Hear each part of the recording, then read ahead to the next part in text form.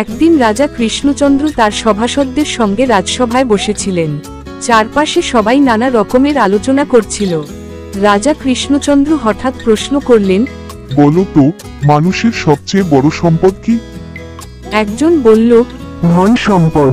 অন্যজন বলল, জমি বাড়ি। আবার কেউ বলল, পরিবার পরিজন। সবাই যখন বিভ্রান্ত, তখন গোপাল ভার উঠে দাঁড়িয়ে বলল, রাজামশাই, ধন নয়, আসল সম্পদ হলো বুদ্ধি। রাজা কৃষ্ণচন্দ্র বললেন, গোপাল, শুধু বুদ্ধি দিয়ে আবার কেমন করে মানুষকে বাঁচাবে? গোপাল বলল, যার বুদ্ধি নেই তার ধন সম্পদও টিকবে না, জমিও থাকবে না, পরিবারও রক্ষা পাবে না। কিন্তু বুদ্ধি থাকলে সব ফেরত পাওয়া যায়।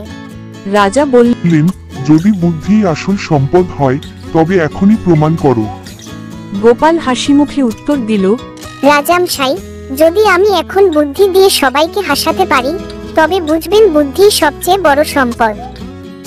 গোপালের বুদ্ধিদীপ্ত কথায় রাজা আর সভাসদরা হো হো করে হাসতে লাগলেন।